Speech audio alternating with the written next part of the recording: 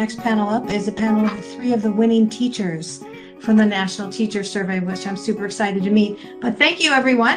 All right, so I'm moving into the next panel here, and we're going to introduce all of them. Aimee Copple, I see her here. You can go ahead and camera up, as well as Dr. Denise Griffin and Lauralee R. Milberger. You guys were all winners off of our national survey, and I'm super excited to meet you and have you part of this event today. Let me show you first your awards, and then I'm going to call on each of you to, share away. Yeah, I'm not sure who's speaking. I'm not sure who's on mute, but okay, ready? I'm going to share your slides.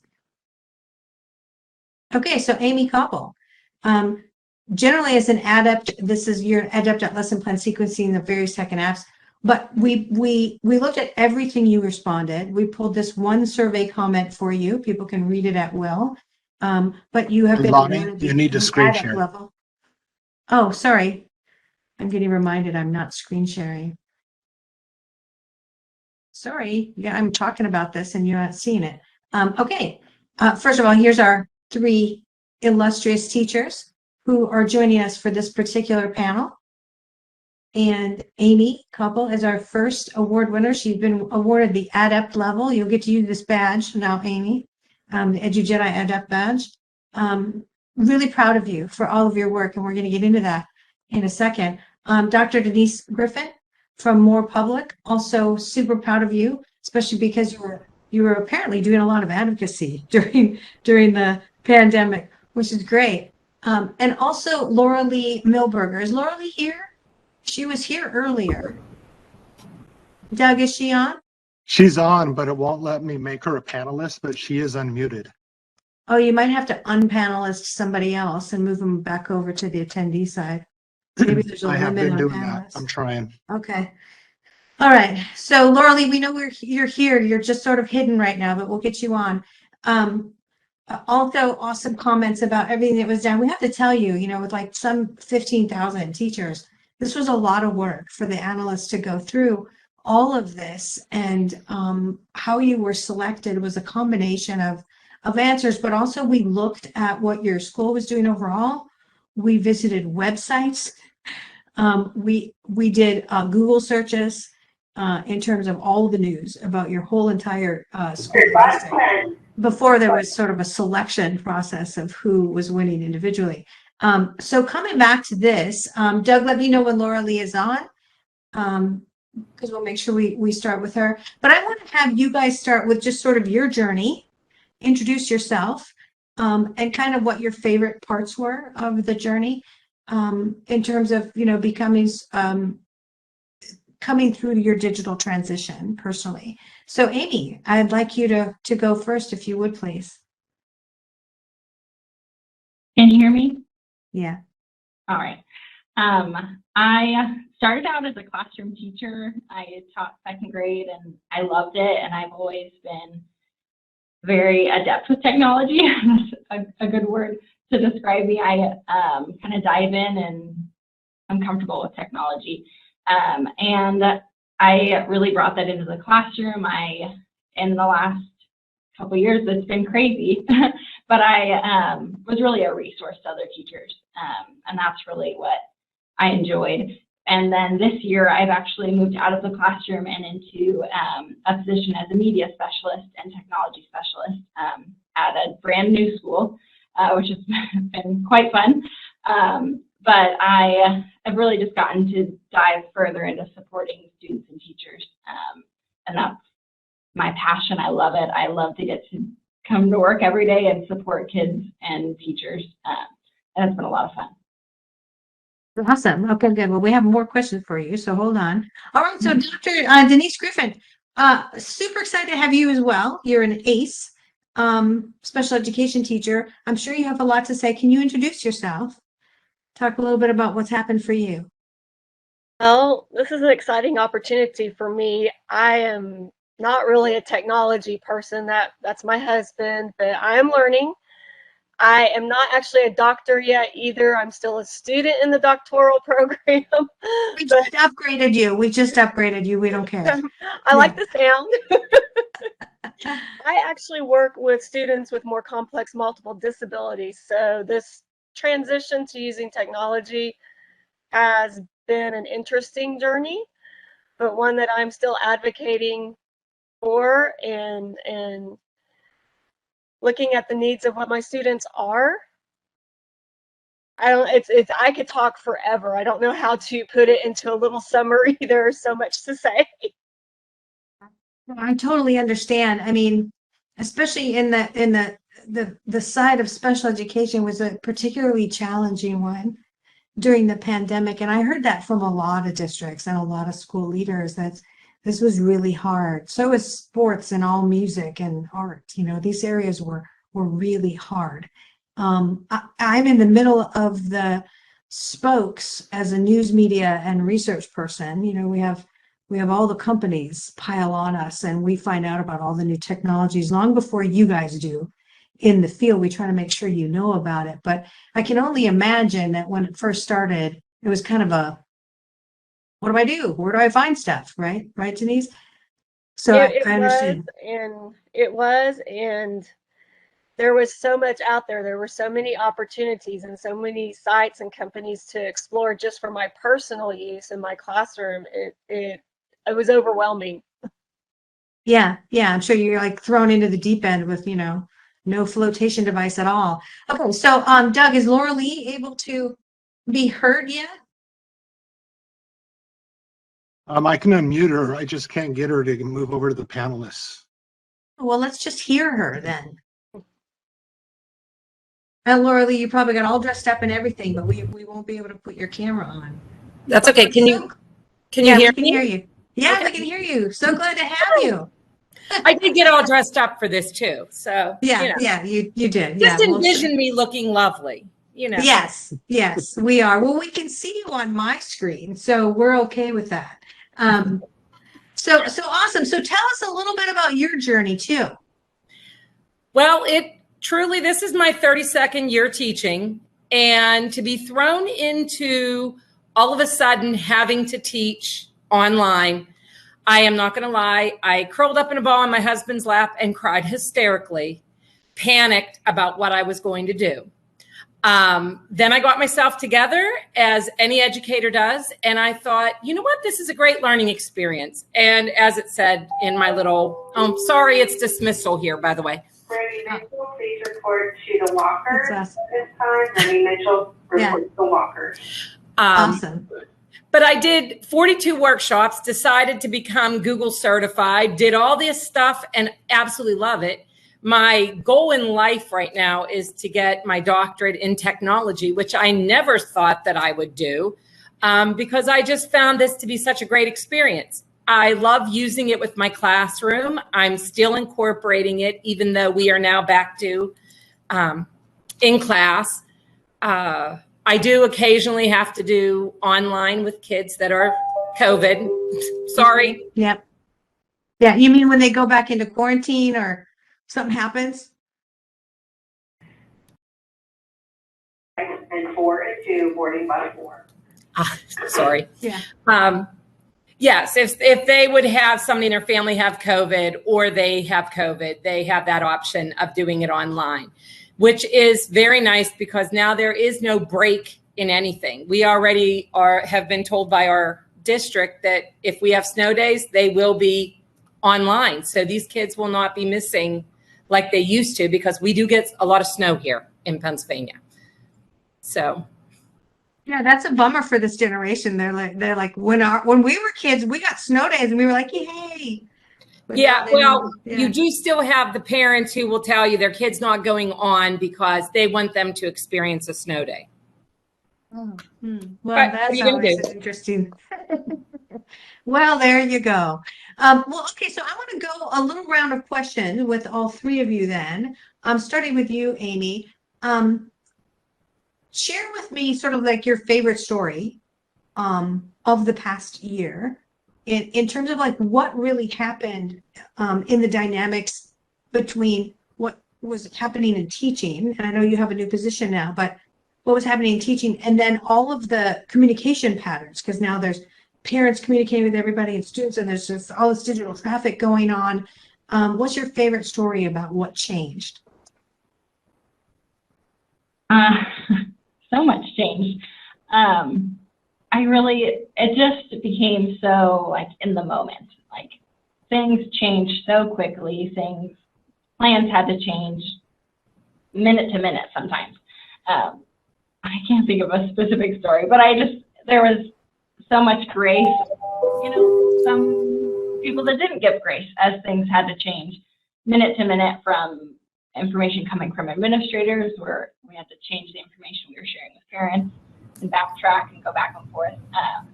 But I think it gave people a lot of perspective into how adaptable educators and children are in school. Even before all this happened, things, we change our plans in a minute's notice. And that just became more evident and happened more and more in the last year, for sure. Yeah. It's a culture shift because you got to be awake now all the time. Yeah, it's interesting, just the picture you paint. All right, so Denise, your thoughts on the same thing? The big shift in the culture of it all. I'm not really fond of the shift for me and my students, but we have adapted, I guess you could say. I don't know if I have a really favorite story. I'm just glad my kids are back in class, because distance learning and virtual learning was not successful for us. My students cannot access technology independently, so they had to have a family member or a caretaker help them, and it was difficult for everybody to accept and do. We did the best we could. I communicate all the time with my parents, so that really didn't change, whether it's through emails, text messages, or their daily notebooks if they're in person.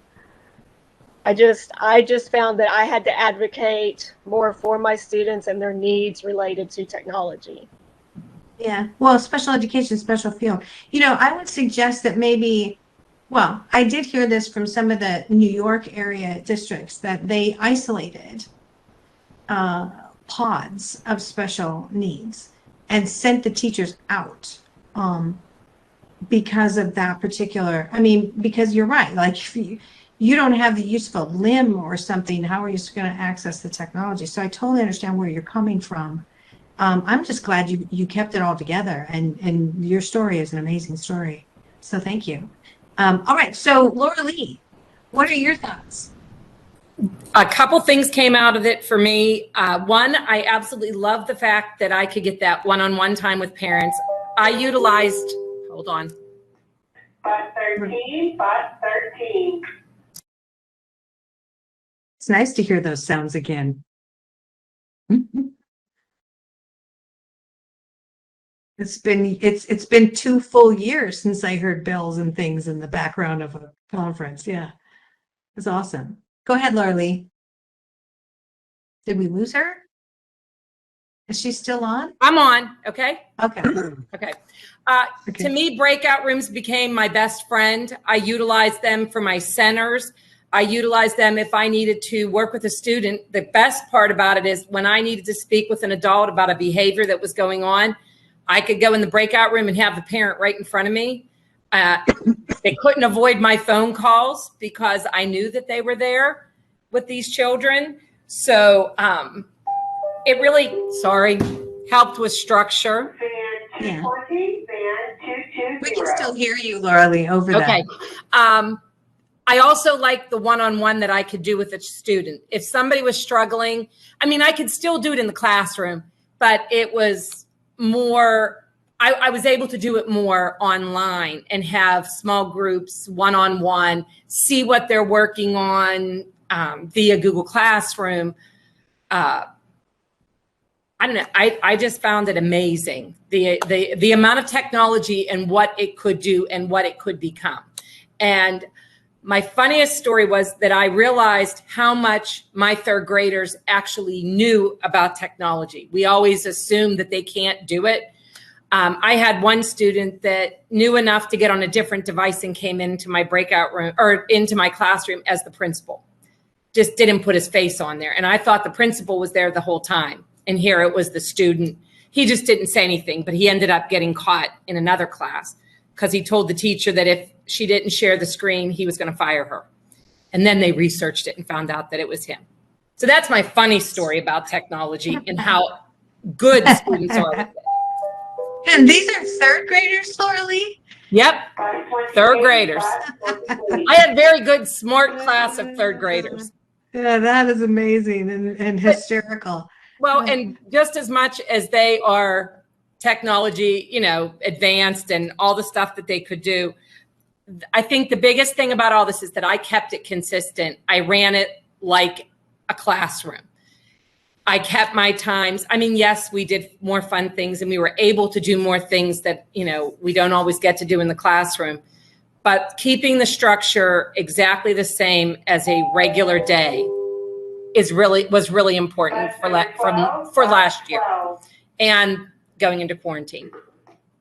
Yeah, that's interesting because I haven't heard it that way before. When we looked under the hood at a lot of the schedule shift, like there's a lot of block schedule shift nationally. Mm-hmm. A lot of things went to like, you know, a 2-hour window block for math, shorter blocks for other things. I mean, there was a lot of time shifts, but you're saying you succeeded because you kept things the same, which is, I think I have heard that a few other places, but that's an interesting thing with third graders. So that's super positive. It was really important too when we went into quarantine to just have that. Attending after school. Go ahead, you can still talk. We can hear you over that. The really important thing was that they were so scared when we went into quarantine that all of a sudden I can't see my friends. Having the technology, having them on, doing what was normal to them helped them through a lot of this. And that's one of the biggest things that I got out of technology is how it can, just as scary as it is for a lot of us adults, because some of us, like us old teachers, were terrified of it. I saw it as a way to connect these kids and give them and make them feel safe because they saw all their friends. They saw their teacher. They saw what they're used to doing. Mm-hmm. Mm-hmm. There's a lot of benefits. And I did have one superintendent. I think he's one of our Beaver District in Utah, or one of our winners, and say as a superintendent, when they first put the younger ones together, they would get on the Zoom meeting and they would just cry. They would just, because they were so overjoyed to see each other again, which is so positive. And I think there is a lot of power in that. There's a tremendous amount of power. All right, so I want to have you guys each give your like one little piece of advice. If you were having someone who who had to go into what you just went through, what would you tell them? Denise, I'm going to ask you first and give Aimee a second to think about it. Denise, what are your thoughts? I would tell them probably pretty much the same thing I always say to somebody that's in a new position or a new situation is you have to take it one step at a time, look for those baby steps of positivity and just keep trying. Sooner or later, it's all going to click. I'm still waiting for some of mine to click, but I know it's there somewhere and I'll find it. Yeah, you will. Well, good. I like that piece of advice. Yeah. Go slow to go fast, basically. Like, yeah, learn the lay of the land. It's always a really wise thing in a new position. Although I don't know that many teachers really saw this as a new position as much as an inconvenience. That's what I was hearing early on. Like Lauralee, they all curled up in a ball at first. Yeah. Yeah, I think we all did some of that, especially when the schools closed down. We just closed down for that springtime when we had to shut down, but as soon as August rolled around in 2020, we were open again, but we also had the virtual choice. So we had, we had really small classrooms. Student population wise, a lot of them chose the virtual, but this year we are pretty much back full in person. And so it's that, I think for teachers, having that schedule stay the same, even though our class changed some as far as the number of students we had and how we taught changed, having that routine of going into the brick and mortar school and being in our physical classrooms, I think that's what helped us be able to survive the change. Yeah, because just one more pile on top of all that other stuff would have been like, I'm sorry. No. Okay. All right. So Aimee, thank you very much, Denise. Aimee, what would be your piece of advice to a newbie walking into all this? I would just say to be willing to try new things and to have a good attitude walking into it.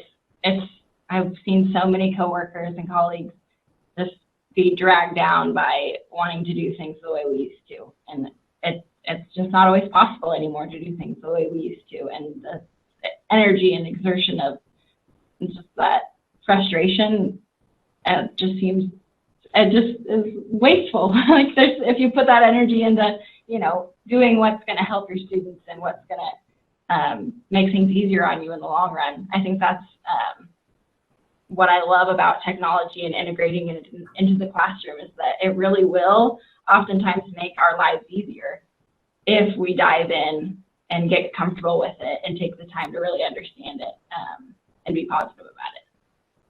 Yeah, I love that. I love the fact that you pointed out that resistance is an effort and it makes it harder for you. I love that point. So thank you, Aimee.